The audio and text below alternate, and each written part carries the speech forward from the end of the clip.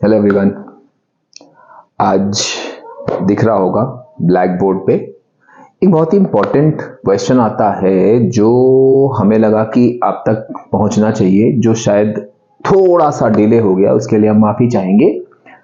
Important diagram based question, ये आपका हर हाल में काउंसिल की तरफ से पूछा जाने वाला एक बहुत इंपॉर्टेंट क्वेश्चन है, जिनमें आपको एक डायग्राम दिया होगा और नो डाउट आपको सारी चीजें मालूम होंगी। लेकिन होता क्या है कि ये डायग्राम्स नॉर्मली ऐसे स्टेटमेंट में आते हैं, लेकिन कभी कभी वो उन्हीं डायग्राम्स को उन्हीं क्वेश्चंस को डायग्राम के फॉर्म में रिप्रेजेंट करता है। तो चलिए देखते हैं जरा कुछ इंपॉर्टेंट डायग्राम बेस्ड क्वेश्चन। और एक बात बता दें, अगर हंसी आ रही हो तो हंसना मत, क्योंकि मेरी ड्राइंग पहले बहुत खराब है। दूसरी बात, मैंने जगह कम होने की वजह से ऐसे छोटे छोटे डायग्राम बना दिए हैं। बस केवल आपको क्या करना है, आपको सिर्फ भावनाओं को समझना है। अब ये मत पूछना, हाँ बस भावनाओं को समझना है कि हमने कितने प्यार से आपके लिए ये क्वेश्चन निकाले हैं। और ये सारे क्वेश्चन हर ईयर में कोई ना कोई एक बार अलग अलग तरीके से पूछे गए हैं। तो जो जो हमें याद आते जाएंगे वो हम आपके सामने बताते जाएंगे। जैसे आप देख रहे होगे इस फाउंटेन एक्सपेरिमेंट के डायग्राम में हमने 1 2 3 कई सारे कॉलम में इसको डिवाइड किया है। तो ये कई बार पूछा गया क्वेश्चन है। तो चलिए हम लोग सबसे पहले वाले क्वेश्चन से स्टार्ट करते हैं। पहला क्वेश्चन क्या कह रहा है कि the diagram shows electrolysis of copper sulphate using graphite electrode. अब यहां पे उन्होंने कुछ नहीं दिया है आपको। आप देखोगे एक ये डायग्राम दिया हुआ है, स्केलेटन डायग्राम दिया हुआ है, जहां पे इन्होंने सिर्फ आपको हिंट के लिए क्या दिया हुआ है, एक्वस कॉपर सल्फेट। और डायग्राम बेस्ड क्वेश्चंस में एक चीज ध्यान रखिएगा कि बहुत नॉमिनल चीजें आपको दे रखी होगी, आपको सारी चीजें याद करनी पड़ेंगी। यहां पर दिया है ग्रेफाइट इलेक्ट्रोड। अब आपको सोचना पड़ेगा कि कॉपर सल्फेट की इलेक्ट्रोलिसिस में हम लोगों ने एक एक्टिव इलेक्ट्रोड यूज किया था, एक इनर्ट इलेक्ट्रोड यूज किया था। यहां पर उनका क्वेश्चन है कि by using graphite electrode, that is inert electrode. एक बार रिमाइंड करा देते हैं, इनर्ट इलेक्ट्रोड में आपका सिलेक्टिव डिस्चार्ज ऑफ आयंस लगता है, जिसके बेसिस पर हम एनोड और कैथोड की रिएक्शन लिखते हैं। ये चीज ध्यान रखना, आप इस क्वेश्चन में भी अभी देखकर आराम से समझ जाओगे। तो पहले पार्ट में उन्होंने पूछा है, क्वेश्चन दिया है कि electrolysis of copper sulphate using graphite electrode, observe the diagram and answer the question that follows. पहला क्वेश्चन उन्होंने क्या दिया है कि what do you observe at cathode. तो अगर आपको इलेक्ट्रोलिसिस वाला कॉन्सेप्ट याद है तो आप यहां पर देखोगे कि हम लोगों ने इनर्ट इलेक्ट्रोड दिया है, इन्होंने पूछा है कैथोड पर। ये आपका कैथोड है, एनोड पॉजिटिव होता है, कैथोड नेगेटिव होता है। ये आपका कैथोड है, जिस पर हम लोगों ने देखा था कि Cu+2 के आयंस डिपॉजिट होते हैं जाके कॉपर के फॉर्म में, और कॉपर का कलर होता है पिंक मेटल कॉपर। तो फर्स्ट पार्ट में आपका आंसर क्या हो गया कि पिंक मेटल कॉपर। थोड़ी जगह की प्रॉब्लम आ गई, इसलिए हम इसको रेड से लिखेंगे सारे आंसर, ताकि आपको समझने में प्रॉब्लम ना हो। अब सेकंड चीज पूछिए, व्हाट इज ऑब्लिक आर। ऐसे क्वेश्चन भी आते हैं, उनमें एक भी हो सकता है, दो भी हो सकते हैं, आपको लिखना है what is oblique or spectator ion in the solution. तो आप जैसे अभी हमने शुरुआत में बताया कि जब भी आप क्या करोगे, selective discharge of ions use करोगे इनर्ट इलेक्ट्रोड की केस में, तो वहां पर क्या होगा कि केवल जो आपका एक्टिविटी सीरीज के बेसिस पर लोअर आयन होगा वो डिपॉजिट होगा। ठीक, अब आपने यहां पर देखा एक्वस सॉल्यूशन कॉपर सल्फेट का दिया हुआ है, थोड़ी जगह बचा ली हमने इसको सॉल्यूशन के लिए। हम लोगों ने यहां पे क्या किया, Cu+2 SO4- में तोड़ा, और वाटर भी है, क्योंकि हमने आपसे कहा था कि हर हाल में पूरा पूरा कंप्लीट इलेक्ट्रोलाइट, यानी कि इलेक्ट्रोलाइट जिस स्टेट में है पूरा पूरा ब्रेक होगा। अब आप देखो यहां पर दो पॉजिटिव आयन मिल रहे हैं, दो नेगेटिव आयन मिल रहे हैं। सिलेक्टिव डिस्चार्ज ऑफ आयंस का फंडा क्या होता है कि the ion place below in activity series will discharge first. इस पर अब ज्यादा टाइम नहीं लगाएंगे, क्योंकि वो आपने पढ़ लिया होगा, आपको याद भी होगा अच्छे से। तो आपने देखा कि यहां पर हमारा कैथोड पर तो कॉपर का आयन का डिपोजिशन हो रहा है, मींस ये होगा। नेगेटिव एनोड पर क्या जाएगा, SO4 की OH- जाएगा, क्योंकि SO4 एक्टिविटी सीरीज में टॉप पे होता है और OH- बिल्कुल बिलो होता है। तो यहां पर हमने देखा कि एक आयन तो हमारा Cu+2 और एक OH माइनस, ये दोनों आयन जो है हमारे यहाँ पे Cu मिल जाएगा, यहाँ पे हमको ऑक्सीजन गैस मिल जाएगी जो कि OH से मिलेगी। अब स्पेक्टेटर आयंस में कौन से बचे? The ions that left after selective discharge of ions. तो सेलेक्टिव डिस्चार्ज ऑफ आयंस में आपका Cu चला गया, OH चला गया, बचे हुए कौन से बचे? H plus and SO4 minus. आप देखो इसलिए दिया कि H दिया R, मतलब जस्ट टू कंफ्यूज यू कि एक लिखें कि दोनों लिखें। तो आपका यहां पर आंसर क्या होगा? H plus and SO4 minus 2। अब कह रहे हैं right balance equation at anode. आपको यहां पर ये चीज ध्यान रखनी है बहुत ज्यादा अच्छे से, क्योंकि ये आपके कॉन्सेप्ट क्लियरिटी को शो करेगा आंसर लिखते वक्त। फिर right balance equation at anode. अब यहां पे भी आपको ध्यान रखना है, हम इसको एक स्टार बना रहे हैं क्योंकि हम लोग यहां पर एक बहुत कॉमन मिस्टेक ऑब्जर्व करते हैं। नो डाउट आपने कहा अरे सर कॉन्फिडेंस है 100% कि हम एनोड और कैथोड की रिएक्शन लिख लेंगे। हमने कहा वेरी गुड, वो तो बहुत अच्छा, हमें तो यही चाहिए। अब वो कह रहे हैं right balance equation at anode. अब एनोड आपका ये था जो कि right balance equation at cathode, anode, balance equation at anode. अब एनोड पर आप देखोगे कि यहां पर जो है आपका, इसीलिए हमने इसको स्टार दिया क्योंकि हम भी थोड़ी देर के लिए कंफ्यूज हो गए। OH माइनस आयन का डिपोजिशन होगा, तो यहां पर एनोड पर क्या होगा? OH माइनस लेंगे। इसकी रिएक्शन हमने वाटर में भी बोली थी और इसमें बोली थी कि इसको आप रट डालोगे। जहां भी OH आयन एक्वा सोल्यूशन आप ले रहे हो तो मानी हुई बात है आपका एनोड पर OH माइनस जाएगा। OH माइनस ऑक्सीजन में कैसे कन्वर्ट होता है? वो है आपका OH minus -1 electron gives OH आ जाएगा। फिर हम लोग क्या करते थे, याद करो आप बेटा, दोनों इक्वेशन लिखनी होगी। तो जब 4OH आ जाएगा तो इससे आपका 2H2O बनेगा प्लस O2 बनेगा और ये ऑक्सीजन जो है आपकी यहां पर एज अ प्रोडक्ट मिलेगी। अब देखो बात यहां पर आती है, हमने आपसे शुरुआत में ही बोला कि जितने भी क्वेश्चन हैं कई बार अलग अलग तरीके से पूछे गए। अब मान लो सेम यही क्वेश्चन दे दें दोबारा, और देने के बाद वो यहां पर एनोड की ना कैथोड की इक्वेशन पूछ लें, ऑब्जर्वेशन पूछ लें इन इलेक्ट्रोलाइट। तो आपको मालूम है कि यहां क्या होता है, blue colour of copper sulphate fades, तो आप वो लिख दो आराम से।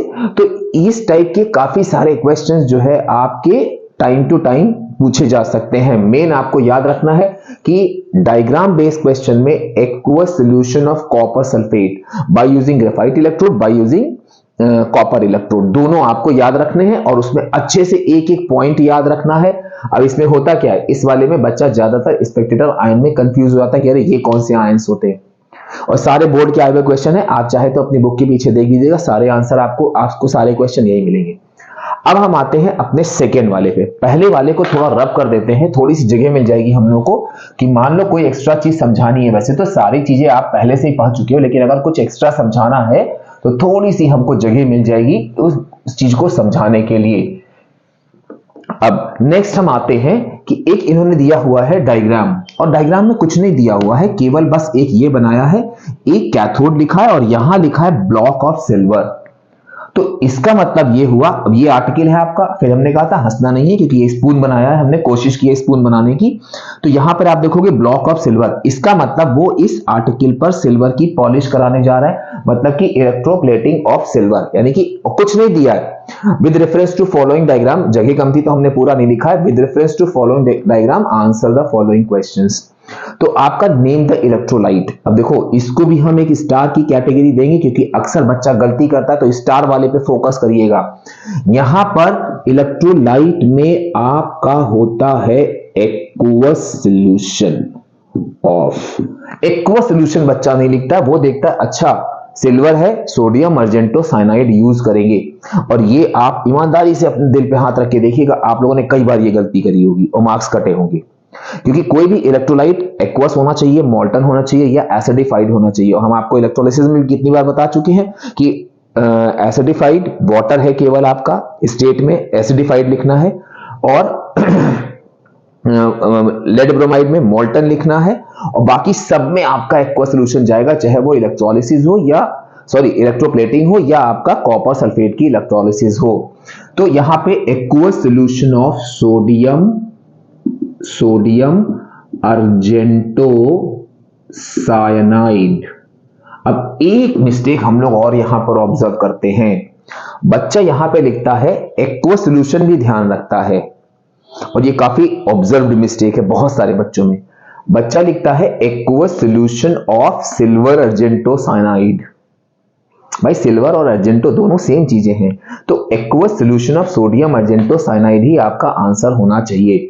दूसरी चीज, ऑब्जर्वेशन एट एनोड। अब देखो यहां पर फिर से वही कॉमन चीज आ गई, हमने आपसे कहा था कहीं पर भी आप देखना किसी भी इलेक्ट्रोलिसिस में, इलेक्ट्रोप्लेटिंग में, if active electrode is used anode always diminishes in mass. कुछ नहीं आ रहा तो ये लिख दो कैथोड गेन्स इन मास। तो यहां पर क्या होगा, एनोड पर एनोड डिमिनिशेस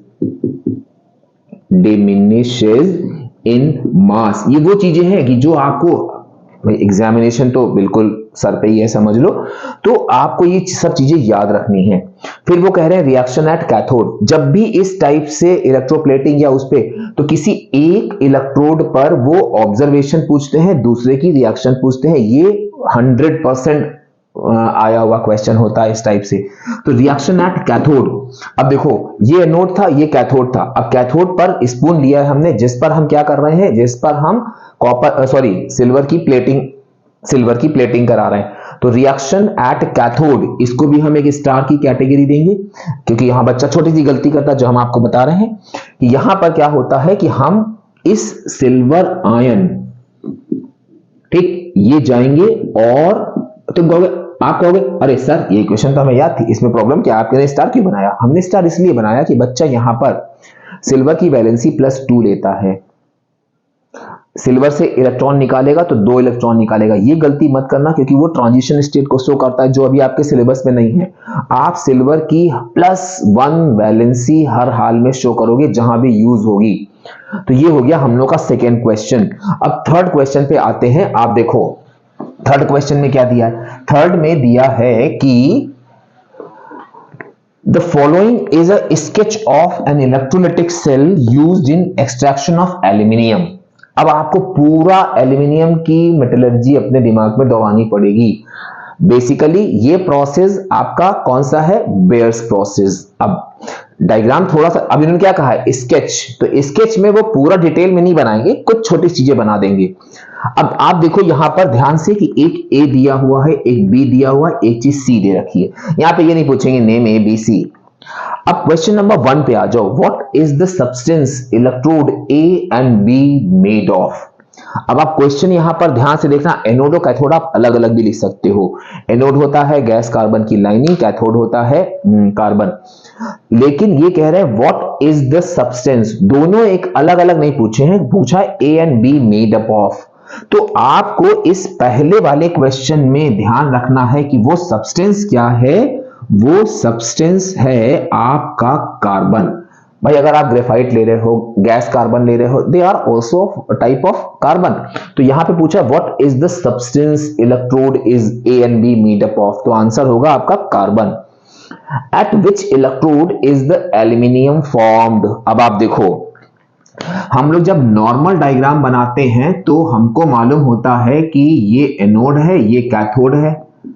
अब जर्नल वाले में जब हमने इलेक्ट्रोलिसिस का वीडियो बनाया था तो उसमें हमने बताई थी आपको, जर्नल में क्या होता है कि एनोड पर हमारे नॉन मेटल का डिपोजिशन होता है, क्योंकि ये पॉजिटिव चार्ज होते हैं, और इस पर हमारा मेटल का डिपोजिशन होता है। तो अब ये कह रहे हैं कि eight which electrode is the aluminium formed. तो आपको यहां पर देखना है कि एल्यूमिनियम हमारा जो है कैथोड पर जाएगा। अब ध्यान से आप देखो, यहां प्लस दिया हुआ, ये माइनस दिया हुआ है। एनोड प्लस होता है, कैथोड माइनस होता है। तो यहां पर एल्यूमिनियम का डिपोजिशन कहां होगा, एल्यूमिनियम का डिपोजिशन होगा आपका कैथोड पर। तो यहां पर आपको लिखना है सेकेंड पार्ट में, एनोड कैथोड मेंशन नहीं करना क्योंकि इन्होंने इसको शो कर दिया ए या बी से, तो यहां पे आपका आंसर होगा ए। ये छोटी छोटी मिस्टेक हम लोग ऑब्जर्व करते हैं। अब थर्ड पार्ट में आप आ जाओ। अब देखो ये कह रहे हैं इलेक्ट्रोलाइटिक सेल दिया हुआ है एंड एक्सट्रैक्शन ऑफ एल्यूमिनियम दिया हुआ है।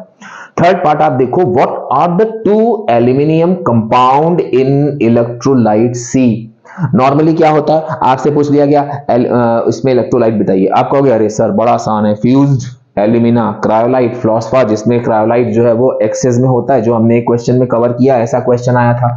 तो अब यहां पर आपको तीनों के फॉर्मूले मालूम होने चाहिए। आपने कहा फ्यूज्ड एल्यूमिना, हमने कहा बेटा फॉर्मूला बताना। आपने कहा Al2O3, तो यहां पर एक कंपाउंड हो गया Al2O3, क्योंकि ये सारा इलेक्ट्रोलाइट नहीं पूछ रहे हैं, ये पूछ रहे हैं कि what are the two aluminium compound. तो आपका Al2O3 हो गया। हमने कहा बेटा और क्या मिलाते हैं? आपने कहा सर फ्लोस्फार मिलाते हैं। हमने कहा फॉर्मूला बताओ। आपने कहा CaF2। हमने कहा इसमें एल्यूमिनियम है नहीं, तो वो नहीं लिखना है। फिर हमने कहा तीसरा कंपाउंड कौन सा होता है? आपने कहा क्रायोलाइट। हमने कहा फॉर्मूला बताओ। आपने कहा Na3AlF6, तो ये हो गया आपका Na3AlF6। अब देखो एक चीज आप यहां पे ध्यान रखना, उन्होंने कहा what are the two aluminium compound, तो आप इसको सिंबल में भी लिख सकते हो, आप यहां पर वर्ड्स में भी लिख सकते हो, लेकिन जब एल्यूमिना लिखना तो उसमें फ्यूज्ड जरूर लगा देना। और ये तो आपको मालूम ही है कि ये आपका होता है क्रायोलाइट। तो ये हो गया हमारा नेक्स्ट डायग्राम बेस्ड क्वेश्चन, जो कि बहुत बार पूछा गया है। अब इसको तो हम बोलेंगे कि आप ये कह सकते हो कि this is next question is the favourite diagram of council. अक्सर फाउंटेन एक्सपेरिमेंट पर कोई ना कोई डायग्राम बेस्ड क्वेश्चन आ जाता है। अब फिर से हम बोलेंगे, हंसना नहीं है डायग्राम देख के, केवल समझना है कि डायग्राम क्या है। हमने तो ऐसे आधा अधूरा बना दिया है। अब यहां पर इन्होंने एक, आपने देखा तुरंत आपके दिमाग में अरे ये तो फाउंटेन एक्सपेरिमेंट का। अब देखो बहुत छोटी छोटी माइन्यूट चीजों पे आप ध्यान देना। यहां पे कह रहे हैं ब्लू लिटमस, ज्यादातर इसमें गैस पूछी जाती है ब्लू लिटमस। ब्लू लिटमस का मतलब हुआ कि ये ब्लू लिटमस है, तो मानी हुई बात है कि फाउंटेन हमारा रेड होगा। जो भी ट्रफ में लिटमस का कलर होता है उसका ऑपोजिट जो है वो फाउंटेन का कलर होता है।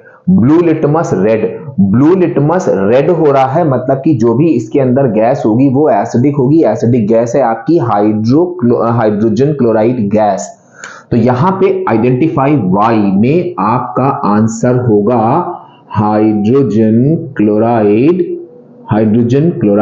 गैस। पहला हो गया, क्योंकि हमारा लिटमस सॉल्यूशन ब्लू था, ऊपर जाके हमें रेड फाउंटेन ये दिया नहीं था, केवल वाई करके दिया हुआ, तो वाई आपने आइडेंटिफाई कर लिया। फिर वो कह रहे हैं, हमने शॉर्ट में थोड़े क्वेश्चन लिखे हैं जगह की वजह से, property of Y demonstrated by the experiment. अब यहां पर आपको ध्यान रखना है, इस सेकेंड वाले आंसर को भी हम स्टार कैटेगरी में डालेंगे।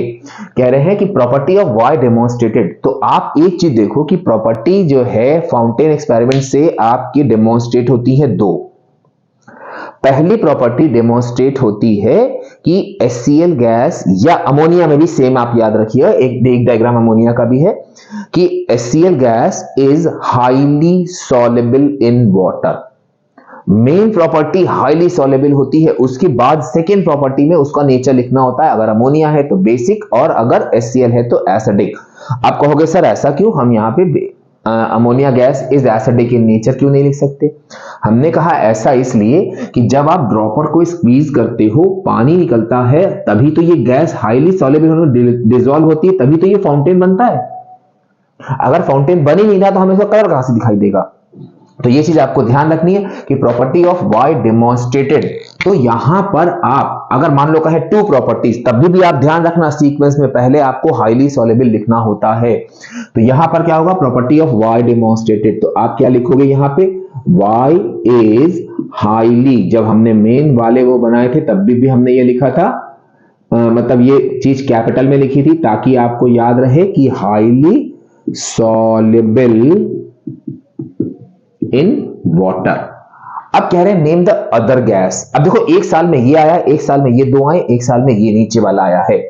तो कह रहे हैं कि नेम द अदर गैस, तो आपको मालूम है कि अदर गैस हमारी कौन सी होगी, अमोनिया गैस, जो कि सेम फाउंटेन एक्सपेरिमेंट को डेमोन्स्ट्रेट करती है।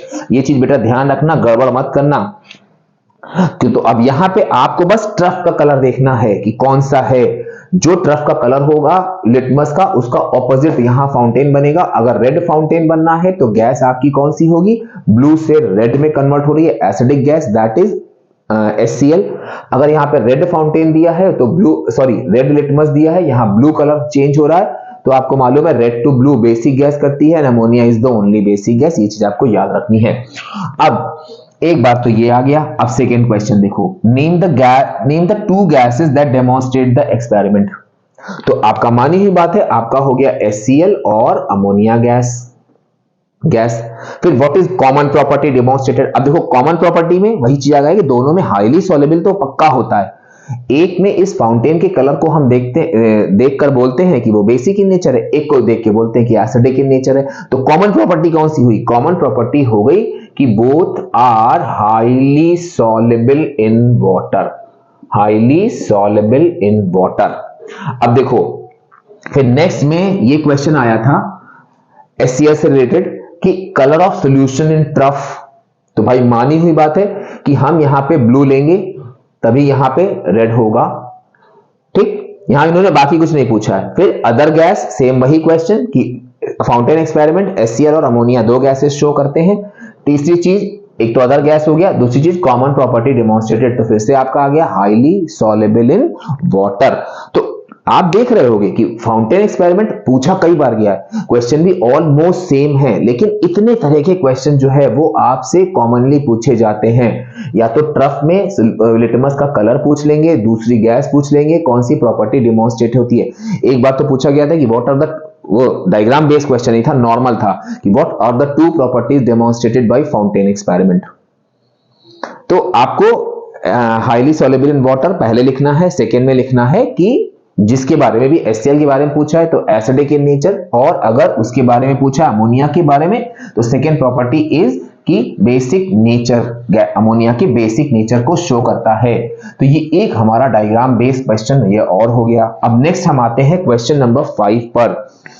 अब देखो इसमें इन्होंने दिया हुआ कि the diagram shows the lab preparation of HCl। अब देखो आपने HCl के अगर लैब प्रिपरेशन पढ़ी है, A to Z सारे क्वेश्चन इसके हो जाएंगे। बस हमारा पर्पस यहां पर ये था कि इस टाइप से भी डायग्राम पूछे जाते हैं।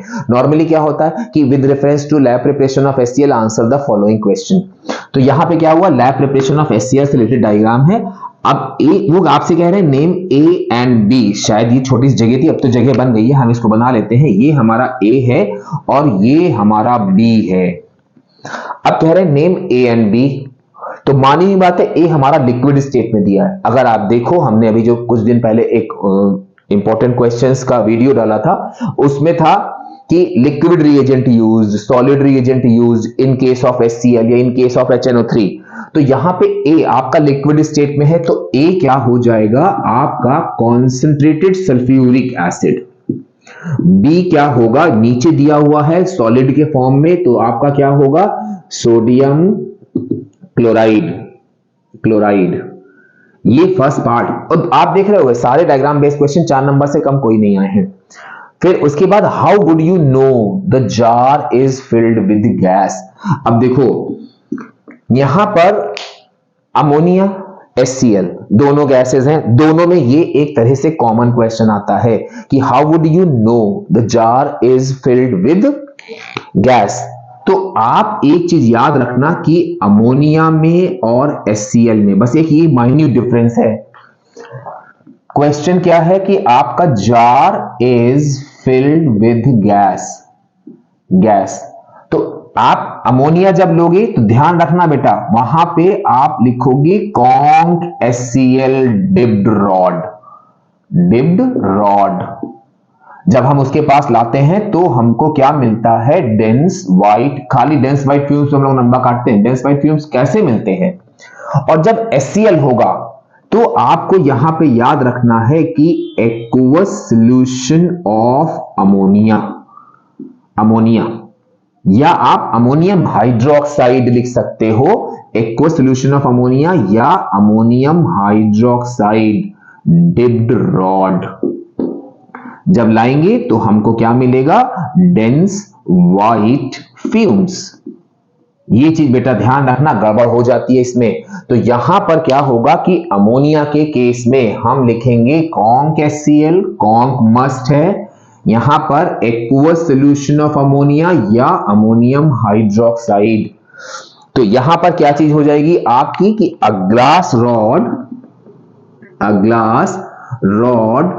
डिप्ड इन अब देखो ये HCl से रिलेटेड है, तो आप क्या लिखोगे, dipped in aqueous solution of ammonia या NH3 सॉरी NH4OH, ये आपका लिक्विड स्टेट में होता है। डिप कर दो रॉड को लेके near the mouth of the test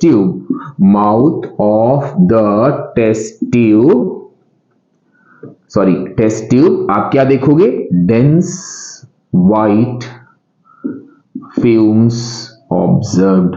तो आपको ध्यान रखना है, glass rod dipped in aqueous solution of ammonium hydroxide. भाई देखो, डायग्राम बेस्ड क्वेश्चन आना है, वो हो सकता है कि ये ना दे कि अमोनिया की लैब प्रिपरेशन का कोई डायग्राम दे दे, उसमें ये क्वेश्चन पूछ ले, तो आपको वहां पे कॉन्क लगाना जरूरी है HCl के साथ। फिर नेक्स्ट कह रहे हैं, what does method of collection tell you about density of HCl। HCl का मेथड ऑफ कलेक्शन हम लोग देखते हैं, upward displacement of air. Why? Because HCl gas is heavier than air. बेटा ध्यान रखना, हाईली सॉल्युबल वाटर नहीं लेंगे, वो हम जब एयर के रेफरेंस में कलेक्शन करा रहे हैं तो डेंसिटी के रेफरेंस में आंसर होता है। तो यहां पे जो फोर्थ पार्ट है उसका आंसर आपका क्या हो गया? सॉरी, ये थर्ड पार्ट हुआ। सेकेंड पार्ट में कह रहे हैं बैलेंस इक्वेशन। तो आपको ध्यान रखना है NaCl प्लस, ये तो हम कई बार बता चुके हैं, हमको लग रहा है आपको रट गई होगी। यहां पर हमने कहा था कंफ्यूजन ना हो ग्रेटर और लेस के साइन में, तो आप यहां पे इसको वर्ड्स में लिख देना। तो आपका हुआ NaHSO4 प्लस HCl। फिर हाँ, फोर्थ पार्ट अब आपका आ गया। ये बेटा फर्स्ट पार्ट है, ये सेकेंड पार्ट है, देन ये थर्ड पार्ट है, देन ये फोर्थ पार्ट है। ठीक, अब फोर्थ में क्या कह रहे हैं कि what will you know about the density of HCl by seeing its method of collection। तो method of collection क्या है आपका? method of collection सिंपल सा, upward displacement of air। why? HCl gas is heavier than air। तो ये हो गया हम लोग का एक और क्वेश्चन जिस पे आप ध्यान रखना। अब देखो भाई, क्वेश्चन नंबर 6 एक बार आया था तो हम लोगों का बहुत लंबा चौड़ा डिबेट हुआ था। आप देखोगे अगला वाला डिबेट इन द सेंस कि जितने भी हम लोग एग्जामिनर्स थे उनके बीच में एक बड़ा डिबेट हुआ। तो भाई देखो, यहां पर वो आपसे कह रहे हैं कि the diagram shows the brown ring test. अब नॉर्मली होता क्या है कि बच्चा भी सोचता है और नॉर्मली लोगों के दिमाग में कंफ्यूजन होता है कि brown ring test is not in syllabus. No doubt, आपका वो डाउट बिल्कुल सही है कि ब्राउन रिंग टेस्ट सिलेबस में नहीं है। लेकिन भैया आप क्यों भूल रहे हो? प्रैक्टिकल केमिस्ट्री में नाइट्रेट आयन तो सिलेबस में है। किसी भी चीज को वो डायग्राम में कन्वर्ट करके आपको दे सकते हैं। तो यहां पर आपका ये डायग्राम उन्होंने कहा है कि ब्राउन रिंग टेस्ट का है। पहले पार्ट में पूछा है विच ion is determined by the experiment. तो यहां पर आपका सीधे सीधे हो गया NO3 माइनस, या अगर आप वर्ड्स में लिखोगे तो नाइट्रेट आयन। ये ध्यान रखना, हमने आपको उसमें भी बताया था आइडेंटिफिकेशन ऑफ कैटायन और एनायन में, जिसमें ये गड़बड़ हो जाती है कि बच्चा नाइट्रेट केवल लिख देता है, क्लोराइड लिख देता है, वर्ड्स में आयन नहीं लगाता है। तो इसीलिए उसका सॉल्यूशन हमने क्या बताया था कि whether your answer is in terms of words और in terms of symbol, put ion along with it, कभी गलती होगी नहीं। फिर कह रहे हैं why freshly prepared FeSO4 is used. तो यहां पे क्या होता है कि हम फ्रेशली प्रिपेयर्ड FeSO4 को अगर रख देंगे तो FeSO4 यानी कि ये है आपका फेरस, ये जो है आपका ऑक्सीडाइज होके oxidises to give ferric sulphate, और ferric sulphate will not give the nitrate ion testing, मतलब it is not suitable for nitrate ion. तो फ्रेशली प्रिपेयर्ड का हम लोग क्या लिखेंगे कि after some time FeSO4 oxidises to give ferric sulphate which is not suitable for nitrate ion, यानी कि ये नाइट्रेट आयन की टेस्टिंग नहीं करता है। अब कह रहे हैं नेम Z, तो अगर आपने उसमें पढ़ा होगा प्रैक्टिकल केमिस्ट्री में, तो आपने देखा होगा हम लोग नाइट्रिक एसिड लेते हैं या कोई भी सॉल्युबल नाइट्रेट लेते हैं, उसमें फ्रेशली प्रिपेयर्ड FeSO4 लेते हैं, फिर हम लोग क्या करते हैं कि इस टेस्ट ट्यूब की वॉल से, चलो अच्छा है आपका रिवीजन हो जा रहा है फाउंटेन उसका ब्राउनिंग टेस्ट का भी, टेस्ट ट्यूब की वॉल से धीरे धीरे धीरे धीरे करके कॉन्ग सल्फ्यूरिक एसिड डालते हैं। तो कॉन्ग सल्फ्यूरिक एसिड क्या होता है, वो हैवी होता है, थोड़ा थिक होता है, तो वो क्या होता है नीचे जाके सेटल हो जाता है, और फिर इसके और इस दोनों सॉल्यूशन के जंक्शन पे हमको ब्राउन रिंग मिल जाती है, ब्राउन रिंग मिल जाती है। तो यहां पे क्या हुआ, ये वो कह रहे हैं नेम Z, तो Z क्या हुआ, अब ध्यान रखना है सल्फ्यूरिक एसिड खाली नहीं लिखना है, Z में आपका आ जाएगा कॉन्ग सल्फ्यूरिक एसिड। अब name the brown compound form, तो आपको बस केवल यहां पर ध्यान रखना है कि यहां ब्राउन कंपाउंड होता है नाइट्रोसोफेरस, बस उसी फेरस सल्फेट में आपको नाइट्रोसो लगा देना है। भाई देखो एक बार आ चुका है तो हम रिस्क क्यों लें, इतना सा याद करने में क्या चला जाएगा, याद कर लो, हो सकता है फिर से आ जाए ब्राउनिंग टेस्ट। अब नेक्स्ट हम लोग आते हैं, वैसे क्वेश्चन 10 थे, अभी बाकी के जगह नहीं थी, 3 डायग्राम अभी हम ड्रॉ करके आपको उन पर बेस्ड क्वेश्चन बताएंगे, डायग्राम ड्रॉ करके, तो ध्यान रखना डायग्राम ड्रॉ करने में मेरे हंसना नहीं है। हाँ, फिर क्वेश्चन नंबर 7 कह रहे हैं एक डायग्राम दिया हुआ है ऐसे, अब देखो यहां पे अमोनिया है, यहां ऑक्सीजन है, ठीक, मतलब कि हमें बर्निंग ऑफ अमोनिया से रिलेटेड ये डायग्राम है जो कि इन्होंने यहां पर मेंशन कर दिया है। वो कह रहे हैं the diagram shows an important property of ammonia, answer the question that follows, what property of ammonia demonstrated. ढेरों नंबर काटे थे हम लोगों ने इस पे, ढेरों नंबर, तो इसको भी हम अपना वही स्टार वाली कैटेगरी में डाल रहे हैं कि प्रॉपर्टी चाहे ये हो या कैटालिटिक ऑक्सीडेशन हो, दोनों में हम लोगों ने काटा था नंबर ऑक्सीडेशन पर, वहां पे आप ऑक्सीडेशन नहीं लिखोगे, यहां क्या होगा व्हाट प्रॉपर्टी में आपका आंसर आता है कंबस्टिबिलिटी, कंबस्टिबिलिटी। और थोड़ा सा इसको चाहे तो बढ़ा सकते हो कि ammonia gas is neither combustible, लिख दोगे तो बहुत अच्छा आंसर हो जाएगा ये, neither combustible nor supporter of combustion, ये क्वेश्चन पूछा गया था, ठीक। अब कह रहे हैं गिव बैलेंस इक्वेशन, तो अब आपको यहां एक चीज और ध्यान रखनी है कि भाई बैलेंस इक्वेशन में 2 थी, एक कैटालिटिक ऑक्सीडेशन की थी, एक इसकी थी। तो बैलेंस इक्वेशन में क्या होता है कि आपने NH3 लिया, ऑक्सीडेशन कराया, और फिर आपको ध्यान रखना है यहां N2 बनता था और वाटर बनता था। अब आपको पूरी इक्वेशन को बैलेंस कर देना है, यहां 4 करोगे आप, यहां 2 करोगे, 4 3 12 हो गया, तो यहां 6 आएगा, यहां 6 O हो गए, तो यहां 3 कर दोगे, 43 26, और उसमें कितना था 45 46। अब आपको ध्यान रखना है यहां पर कि ये हम लोग का अमोनिया का simple ammonia Burns in air. अब यहां पर थर्ड पार्ट में कह रहे हैं स्टेट योर ऑब्जर्वेशन, तो अगर आपको ध्यान हो तो यहां पर हमारा क्या था, यहां पर हमारा था ग्रीनिश येलो फ्लेम। अब ये भी जब हमने अमोनिया का कंप्लीट वीडियो बनाया था तब हमने आपसे कहा था कि यहां पे हम लोग अक्सर देखते हैं बच्चा लिखता है ग्रीनिश येलो गैस क्लोरीन होती है, तो यहां भी बहुत कॉमन मिस्टेक होती है, तो इसको भी हम एक आपका स्टार कैटेगरी देंगे, क्योंकि यहां पे आपको ध्यान रखना है कि ग्रीनिश येलो फ्लेम होता है, ना कि ग्रीनिश येलो गैस। तो ये हम लोग के कुछ क्वेश्चन हो गए। अब हमने कहा ना कि हमने ये 10 क्वेश्चन निकाले हैं जो हर हाल में, मतलब आपके किन्हीं ना किन्हीं ईयर में पूछे गए हैं, कई बार तो रिपीटेड है, लेकिन उन्होंने नीचे के क्वेश्चन जो डायग्राम को फॉलो कर रहे हैं वो क्वेश्चन जो है आपके उन्होंने चेंज कर दिए हैं।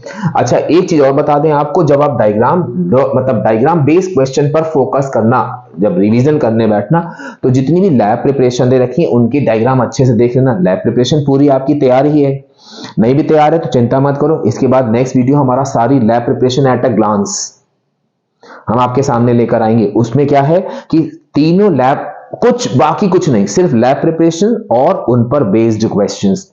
तो हम नेक्स्ट डायग्राम में आते हैं, जो डायग्राम में उन्होंने क्या कहा है कि सिंपल सा एक डायग्राम उन्होंने बनाया है कि एक इलेक्ट्रोलाइटिक सेल बनाया है और फिर उन्होंने क्या किया है। अब देखो ये टेस्ट ट्यूब देखते ही आपके दिमाग में आ जाना चाहिए कि अरे सर ये तो, हालांकि उन्होंने क्वेश्चन में दिया हुआ है कि अरे सर ये तो इलेक्ट्रोलिसिस ऑफ एसिडिफाइड वाटर का डायग्राम है। हमने कहा वेरी गुड, और यहां पर उन्होंने वही भर दिया है और क्वेश्चन कह रहा है कि इलेक्ट्रोलिसिस ऑफ एसिडिफाइड वाटर, यहां पर उन्होंने दे ही दिया है तो अब कोई जरूरत ही नहीं है याद रखने की, एसिडिफाइड वाटर।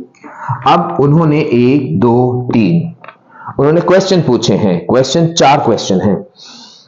उन्होंने पहला आपसे पूछा प्रोडक्ट एट, ये भी बोर्ड में आया हुआ क्वेश्चन है, प्रोडक्ट एट एनोड। फिर अब देखो हमने कहा था ना अगर एक प्रोडक्ट पूछेंगे तो दूसरे पर वो आपसे ऑब्जर्वेशन पूछ लेते हैं। फिर थर्ड इन्होंने कहा कि रिएक्शन एट एनोड, इसीलिए हमने कहा था कि आप जितने भी इलेक्ट्रोलिसिस के डायग्राम मतलब इलेक्ट्रोलिसिस की कंपाउंड के क्वेश्चन तैयार करिएगा उसी ऑर्डर में डिसोसिएशन डिसोसिएशन, फिर product at equation at anode, at cathode, product at anode, at cathode, observation at anode cathode, चाहे वो डायग्राम बेस है चाहे जैसे आपके सारे क्वेश्चन तैयार हो जाएंगे। और फोर्थ पार्ट में इन्होंने पूछा है why water is to be acidified, मतलब देखो ना रीजनिंग वाला क्वेश्चन एक डायग्राम में डाल दिया, why water is to be acidified, acidified. अब देखो पहले आपसे कह रहा है प्रोडक्ट एट एनोड, तो अब आपका anode plus cathode minus, water की जब हम इलेक्ट्रोलिसिस कराएंगे तो एसिडिफाइड यानी कि H2SO4 डालेंगे तो वाटर को भी हम ब्रेक करेंगे H प्लस और OH माइनस में, और एसिड को भी करेंगे 2H प्लस और SO4 माइनस 2 में। ये हमारा हमको मालूम है कि यहां पर ये कुछ दिया नहीं था, हम आपको समझा रहे, केवल एक बार रिमाइंड करा रहे हैं कि इनर्ट इलेक्ट्रोड था, इनर्ट इलेक्ट्रोड में हमको मालूम है सिलेक्टिव डिस्चार्ज ऑफ आयंस लगेगा। एनोड पर अब इसके अंदर क्या हुआ, आपका H प्लस भी है, OH माइनस भी है और SO4 माइनस 2 भी है। तो भाई नो डाउट हमारे पास कैथोड में तो केवल इकलौता ऑप्शन है कि H प्लस जाएगा। अब यहां पर हो गया OH माइनस और SO4 माइनस, अब इनर्ट इलेक्ट्रोड है, सिलेक्टिव डिस्चार्ज ऑफ आयंस अभी थोड़ी देर पहले हमने बताया था, तो यहां पर क्या होगा आपका OH माइनस जाएगा जो कि आपका इलेक्ट्रॉन लूज करके OH में बनेगा, फिर 4 OH आपस में मिलकर ऑक्सीजन मॉलिक्यूल देंगे। आपसे कह रहे हैं प्रोडक्ट एट एनोड, तो यहां पर आपका आंसर होगा ऑक्सीजन गैस, ऑक्सीजन गैस। अब कर दी ना गलती, क्या गलती करी सर, कुछ नहीं करा, सही तो लिखा है। हमने कहा नहीं, इसलिए देखो हम रेड से लिख रहे हैं। ये आप देखो इलेक्ट्रोलिसिस ऑफ एसिडिफाइड वाटर में जो इंपॉर्टेंट क्वेश्चन हमने दिए थे उसमें भी प्रोडक्ट में हम लोग लिखते हैं 1 वॉल्यूम या 2 वॉल्यूम के साथ, केवल इसमें, बाकी में ऑक्सीजन निकल ली ऑक्सीजन गैस लिख दो, क्योंकि यहां पर उस पर बेस्ड होता है आपका ऑब्जर्वेशन।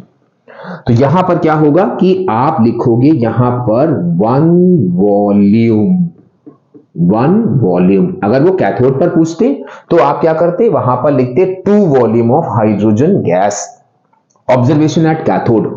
अब आप कहोगे देखो यहां पे बहुत कॉमन मिस्टेक होती है, इसको हम डालेंगे 2 3 4 5 स्टार की कैटेगरी में। यहां पे आप कहोगे अरे सर ऑक्सीजन हाइड्रोजन बन रही है, ब्रिस्क एफर्वेसेंस लिखेंगे, नहीं। यहां पर उन्होंने आपको डायग्राम दिया है और आप ध्यान से देखना, बुक में भी जो डायग्राम दिया है उसमें आप देखोगे कि एक में वाटर का लेवल हायर है, एक में वाटर का लेवल लोअर है, जो आपका विजिबल ऑब्जर्वेशन है। तो यहां पर आप क्या करोगे, ऑब्जर्वेशन एट कैथोड, अब कैथोड पे आप देखोगे वाटर लेवल लोअर है, तो आप यहां क्या लिखोगे, water level is lower than anode. अब आप देखो ऐसा क्यों होता है, क्योंकि यहां पे इस वॉल्यूम से, तो इसीलिए हमने कहा था यहां वॉल्यूम मेंशन करना जरूरी है क्योंकि ऑब्जर्वेशन आपका उसी पर बेस्ड है। फिर आपसे कह रहा है रिएक्शन एट एनोड, अब देखो एनोड है आपका प्लस जहां पे OH माइनस जा रहा। अब देखो इससे पहले वाले में भी आपका ये चीज पूछी गई थी एक डायग्राम बेस्ड क्वेश्चन में, एनोड पर CuSO4 का इनर्ट इलेक्ट्रोड के संग। फिर हम क्या करेंगे 4OH, इसको आप रट लो, कि कहीं पर भी भाई सिलेक्टिव डिस्चार्ज ऑफ आयंस लगाओगे, अगर एक्वस सॉल्यूशन बनाया है तो OH माइनस ही जाएगा इनर्ट इलेक्ट्रोड में। OH माइनस की रिएक्शन हम पूरी 2 लिखने पर ये पूरा 1 नंबर का होता है।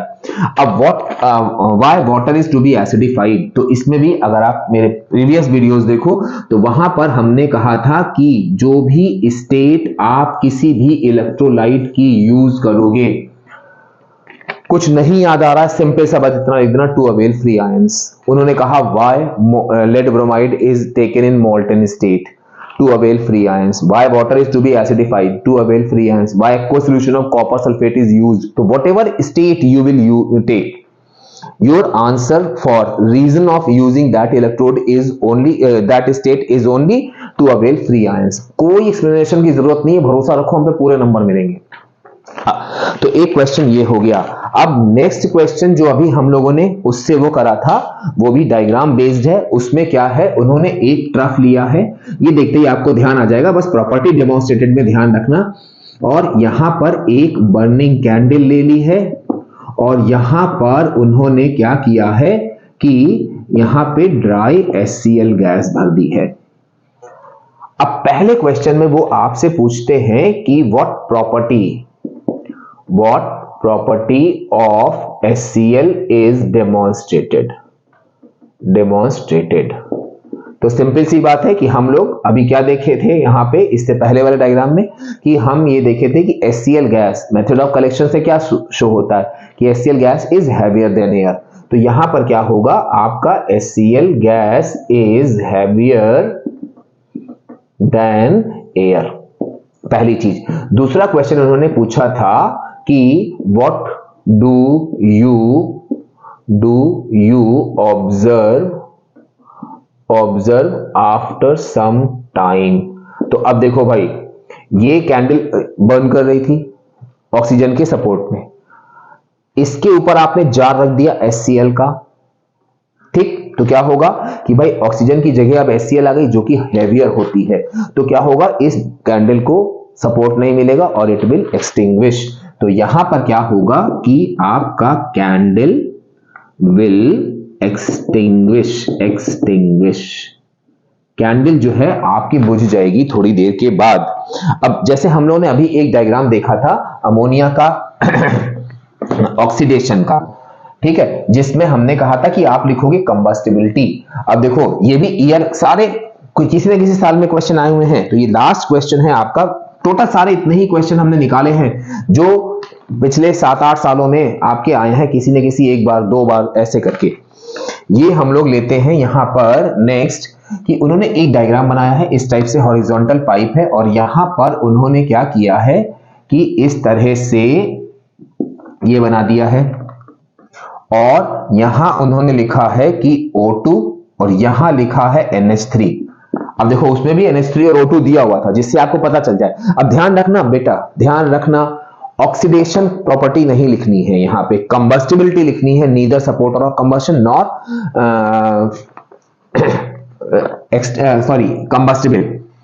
और फिर यहां पर उन्होंने दिया हुआ है इस टाइप से कुछ रख दिया है और इसको कर दिया है X, और यहां पे फिर ये आपका पूरा ये करके, और ये डायग्राम तो आप बुक से देखोगे, वो तो हमने कहा ना कि हमने एक रफ आपको स्केच बता रहे हैं कि कौन कौन से डायग्राम बेस्ड क्वेश्चन पूछे जाते हैं। पहला क्वेश्चन दिया हुआ है आपका व्हाट प्रॉपर्टी, तो आप कुछ नहीं करोगे, सीधे सीधे वही आप लिखोगे यहां पे क्या, कंबस्टिबिलिटी, इतना भी लिख दोगे, या ब्रैकेट में जो अभी हमने इससे पहले बताया था कि neither combustible nor supporter of combustion. फिर वो कह रहे हैं आपसे नेम X। अब देखो यहां पे नेम X, जब आप डायग्राम ध्यान से देखोगे तो ये आपका कैटलिस्ट था जिसकी प्रेजेंस में ये ऑक्सीडेशन हो रहा था, तो यहां पर कैटलिस्ट नहीं लिखना है। अब आपको ध्यान रखना हो कि अमोनिया में हम लोग कौन सा कैटलिस्ट यूज करते हैं, तो यहां हम लोग लेते थे प्लैटिनम, X हो गया प्लैटिनम कैटलिस्ट। थोड़ा सा अच्छा और बना देना, इसमें कैटलिस्ट भी टर्म जोड़ देना, वरना प्लैटिनम भी सही है। अब देखो उसमें भी यही चीज थी, क्या, ये बैलेंस्ड इक्वेशन। तो यहां क्या होगा आपका NH3 plus O2 gives NO plus H2O plus exothermic sign platinum 800 degree centigrade 4 5 4 6। फिर फोर्थ पार्ट में कह रहा है स्टेट योर ऑब्जर्वेशन। बस ये 10 क्वेश्चन हो गए आपके स्टेट योर ऑब्जर्वेशन। तो अब देखो यहां पर भी जब हमने मेन वीडियो बनाया था अपना, तब हमने आपसे कहा था बच्चा लिखता है रेडिश ब्राउन फ्यूम्स। भैया क्या यहां NO2 बन रही है? नो डाउट ऑब्जर्वेशन है, रेडिश ब्राउन फ्यूम्स होगा, लेकिन क्या यहां NO बन रही है? NO2 बन रही है। आप कहोगे नहीं सर NO बन रही है। NO कलरलेस होती है, कलरलेस का कोई ऑब्जर्वेशन लिखते नहीं है। तो ये NO2 जो है रेडिश ब्राउन फ्यूम्स कैसे देती है? तो यहां पर क्या होगा, ऑब्जर्वेशन में आपको लिखना होता है कि नाइट्रोजन मोनोऑक्साइड, या आप इसको लिख दो सीधे सीधे nitric oxide. Nitric oxide further oxidizes to give reddish brown fumes। खाली रेडिश ब्राउन नहीं लिखना है, जो हम लोगों ने बहुत ही कॉमन मिस्टेक ऑब्जर्व करी है। तो ये थे हमारे कुछ टॉप 10 डायग्राम बेस्ड क्वेश्चन।